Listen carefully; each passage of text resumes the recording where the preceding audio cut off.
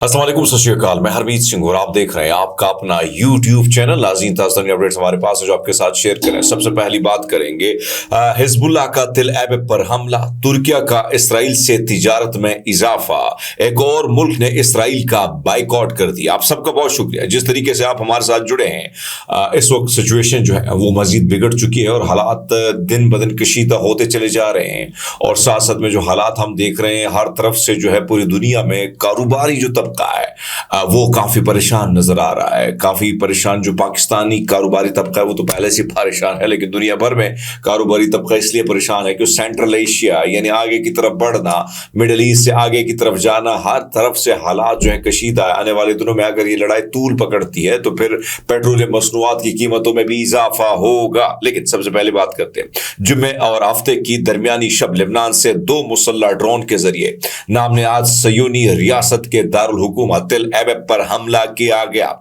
जिसके नतीजे में 2 जोरदार धमाकों की इतलात है। एनी शाहिदीन ने इब्रानी मीडिया को बताया कि तिल एबिब में मकबूजा याफा में 2 ड्रोन दाखिल होने में कामयाब हो गए और उनके जरिए किए गए धमाकों में जोरदार आवाजें सुनी गई हैं। काबिज इसराइली फौज का कहना है कि एक धमाका तिल एबिब में ड्रोन को रोकने के लिए किए गए हमले से हुआ। इस वाकये में एक इमारत को शदीद किस्म का नुकसान हुआ है।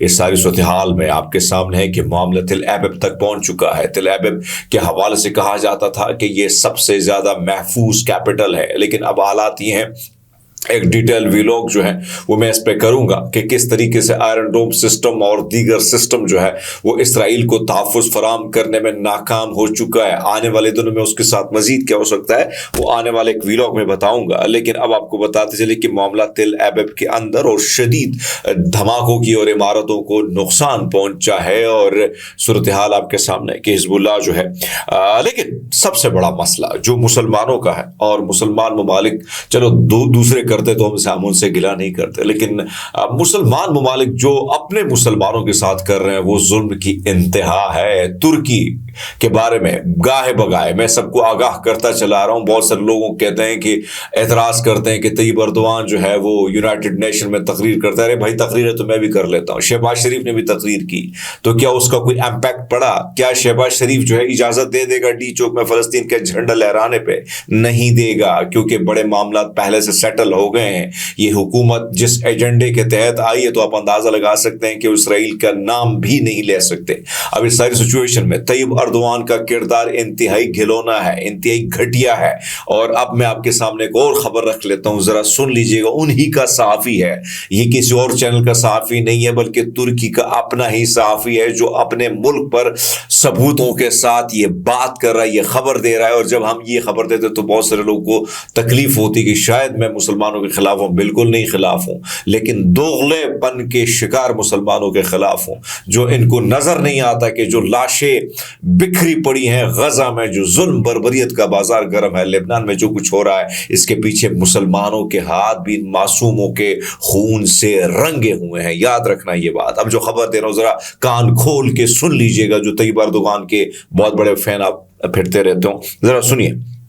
पहले इस खबर को जरा अपनी स्क्रीन पर देख लीजिएगा। ये TRT हैबर यानी आप अंदाजा लगा सकते हैं कि एक तरफ तो तुर्की के इसराइल के साथ ताल्लुकात, तुर्की सहाफी मतीन सेहान ने बड़ी खबर दे दी है। हम इसराइली फौज को स्टील फराहम करते रहे हैं, लेकिन कस्टम दस्तावेजात में इसे फलस्तीन के नाम पर झूठा दर्ज किया गया है। TRT ने बेशर्मी की इंतहा की है इस रिपोर्ट में। अगर आप देखें, मैं आपको थोड़ा सा जूम करके दिखा लेते हैं कि यहां पे पैलेस्टाइन लिखा हुआ है, यानी झूठ छापने के लिए, दुगलापन दिखाने के लिए।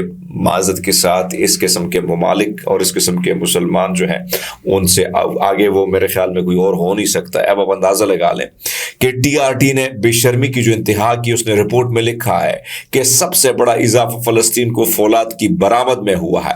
30,930% इजाफा हुआ है। गुज़श्ता साल बरामद की रकम $156,000 थी, जो इस साल $68 मिलियन तक पहुंच चुकी है। अंदाजा लगा लें किसको दे रहा है ये फौलाद। अब जरा सुन लीजिएगा। मुख्तसर ये कि इसराइल फौज को ये फौलाद फराहम की जा रही है بلا تعطل فراہم کی جا رہی ہے. اور اس فولاد سے کیا ہوتا ہے, یہی فولاد جو ہے بارود سے بھر کر ان جو مظلوم ہیں غزہ کے ان پر پھینکی جاتی ہے.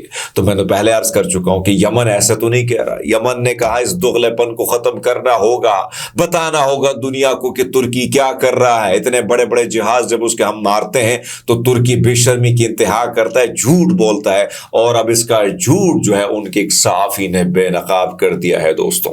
تو یہ آپ اندازہ لگا سکتے ہیں کہ جس میں فولادی طور پر وہ کس طریقے سے اپنے اس اسرائیلی بھائی کہوں گا, یہ جھوٹ بدترین قسم کا جھوٹ, اور اس اور بڑی بات نہیں ہو سکتی کہ آپ معصوموں کے بجائے ظالم کے ساتھ کھڑے اور ظالم کو مزید مضبوط کر رہے ہیں. سو اور بڑی بے شرمی اور ہٹ درمی اور بغیرتی کیا ہوگی. اور کوئی الفاظ ہیں تو میرا دل کر رہا ہے, لیکن خواتین ہمارا چینل سنتی ہیں تو اس لیے تھوڑا سا خاموش اختیار کر لوں گا.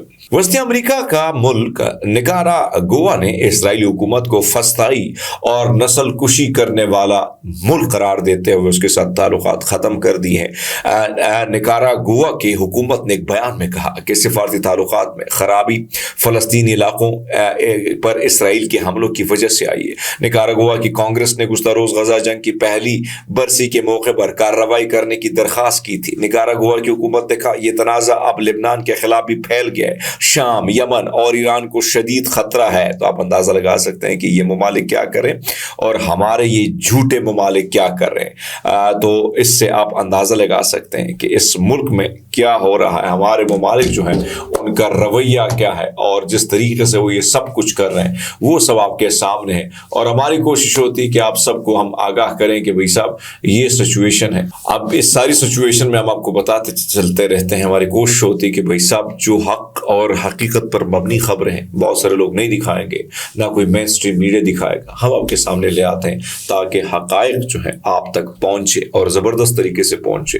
آپ سب سے گزارش ہے اس چینل کو لائک ضرور کیجیے گا. اپنا اور اپنا بہت سارا خیال رکھیے. بہت شکریہ.